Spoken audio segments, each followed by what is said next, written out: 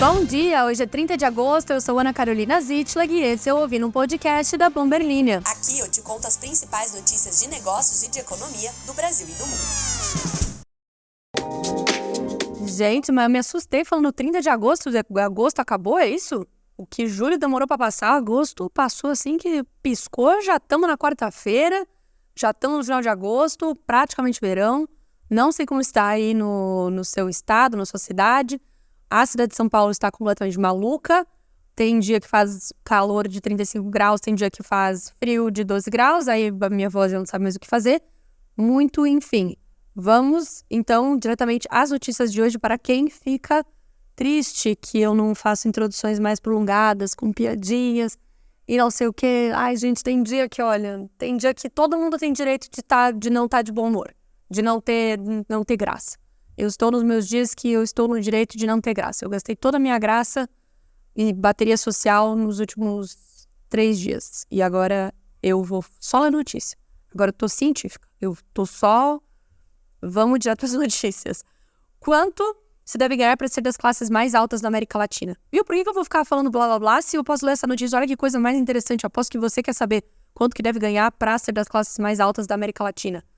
Também vamos falar sobre o lucro recorde e o que esperar do primeiro resultado do UBS com o Credit Suisse. Você lembra que rolou isso aí no início do ano? O UBS comprou o Credit Suisse num movimento que ninguém estava esperando. Então hoje esse podcast aqui está valendo milhões, como vocês vão perceber, já que agora a gente tá patrocinado. Eu tô muito chique. Também, nossa, tá realmente uma seleção aqui. Eu fiz aleatoriamente, mas agora a gente vai falar depois disso sobre como Michael Jordan é o jogador de basquete mais rico da história.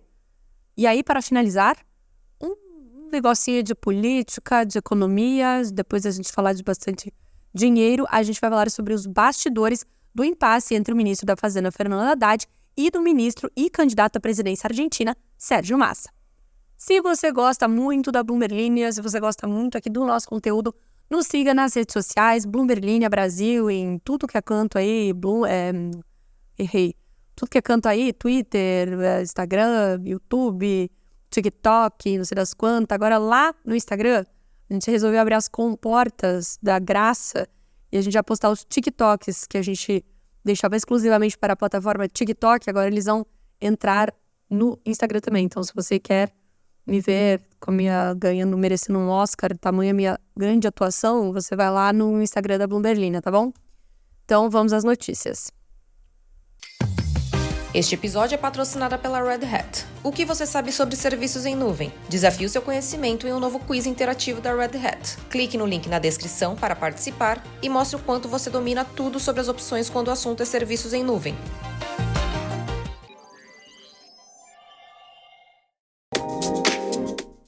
Essa aqui foi feita a 6 mãos. Demorei para contar quantas mãos tem 3 pessoas juntas. Foi feita a 6 mãos com repórteres que hablam espanhol, o Daniel Salazar Castellanos e a Lorena Guarino, e o nosso Brazilian representante, Felipe Serrano. Fizeram esta reportagem aqui.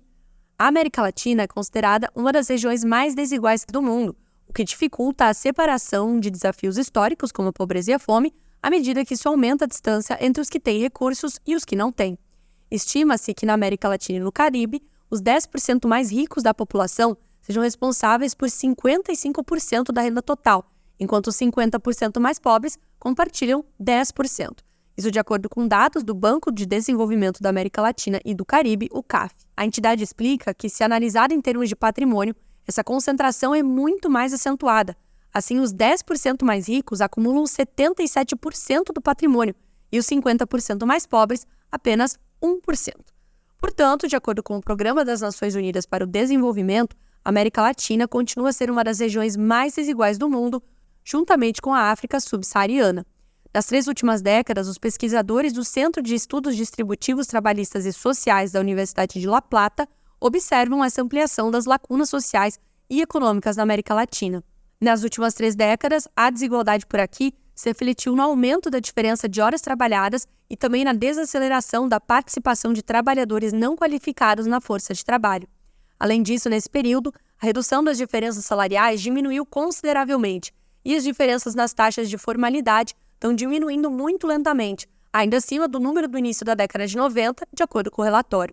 Além disso, em novembro, o relatório projetou que os níveis de desemprego retrocederam 22 anos, afetando especialmente as mulheres, para as quais o desemprego aumentou de 9,5% em 2019 para 11,6% em 2022. Diante desse cenário, os repórteres aqui da Bloomberg apresentaram uma estimativa de renda que identifica as famílias de acordo com as classes sociais, com base em dados oficiais publicados nos principais mercados latino-americanos e em fontes externas.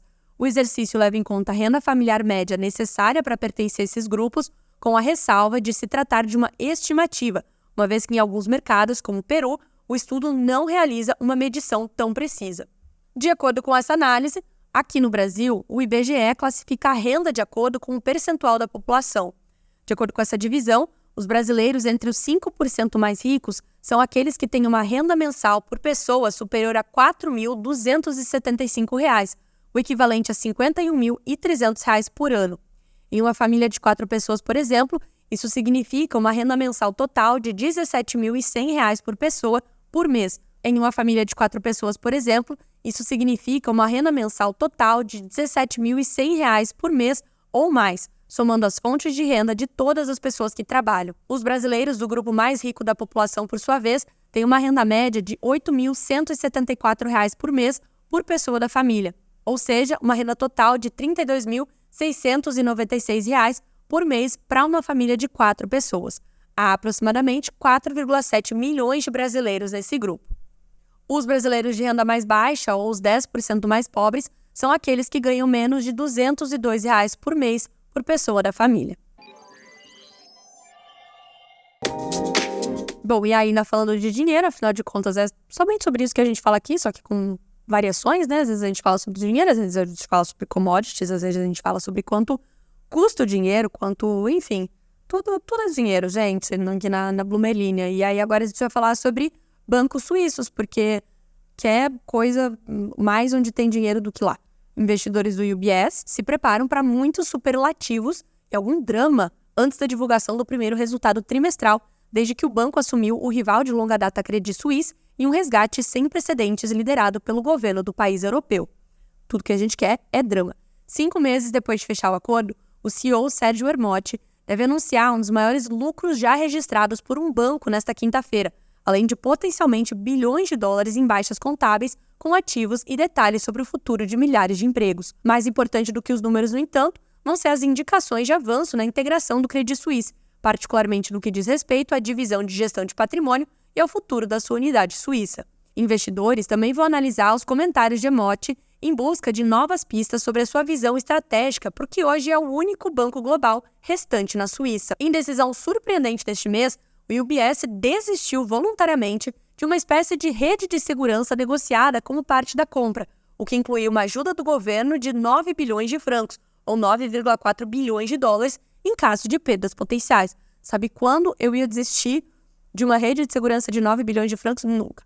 A decisão reduz a possibilidade de consequências políticas e de descontentamento dos eleitores, uma vez que o UBS deve registrar ganhos contábeis de cerca de 35 bilhões de dólares depois de comprar o Credit Suisse, com um grande desconto em relação ao valor patrimonial, ao mesmo tempo em que mira cortar dezenas de milhares de empregos. Fique de olho, então, na divulgação do resultado do UBS nesta quinta-feira, para ver se ele vai, de fato, quebrar esse recorde do maior lucro já registrado por um banco na história moderna.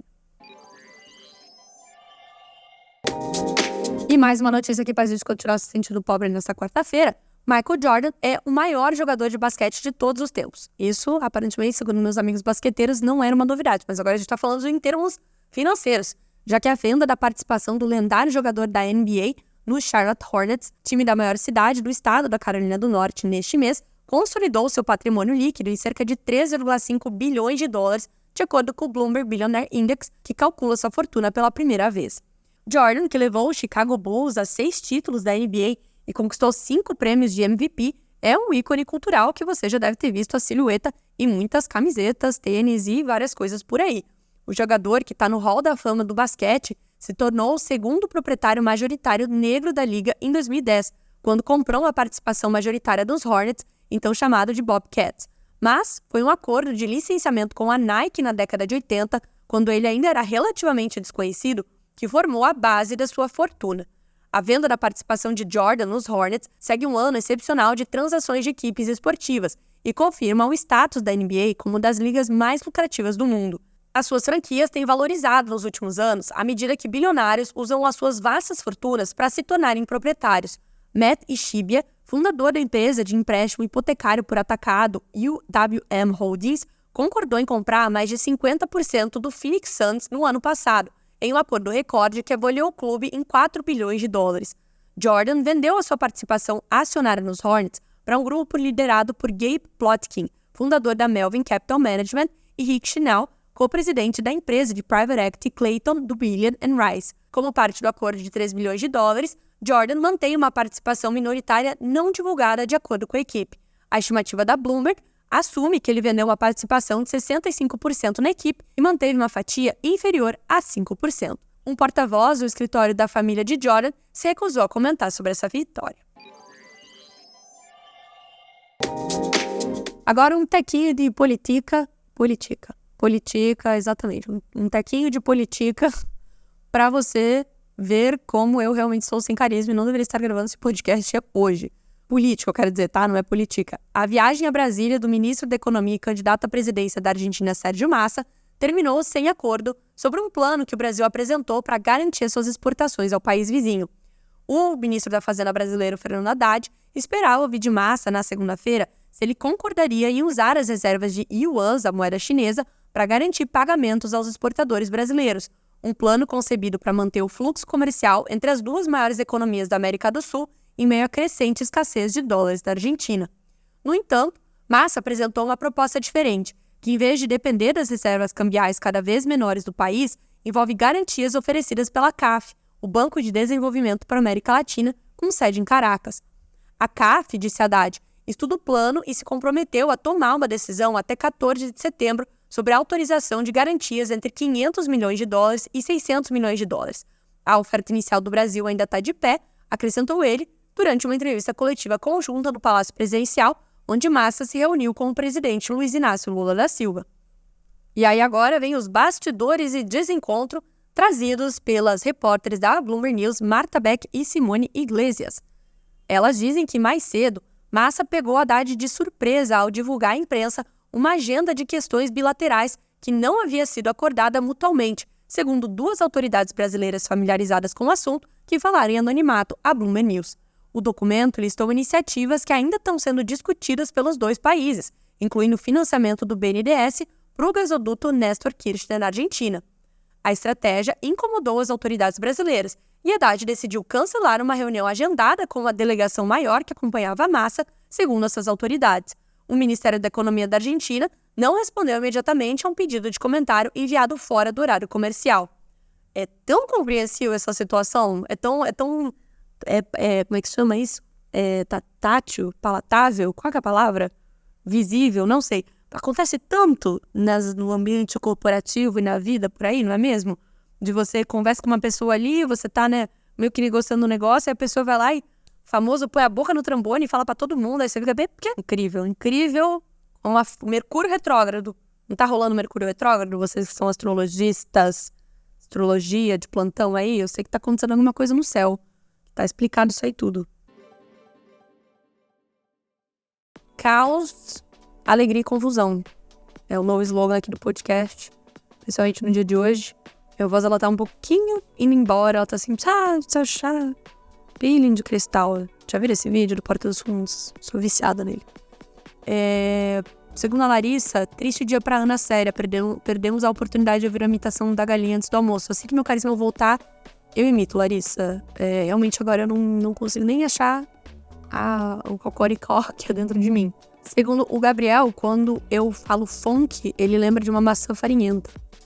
Bom ponto, Gabriel. Realmente acontece isso de vez em quando. O Augusto diz que só na parte ele não entendeu se eu sou a favor ou contra essa taxação dos fundos exclusivos. Augusto, eu sou a favor de mim mesma. É a única coisa que eu sou a favor nesse planeta.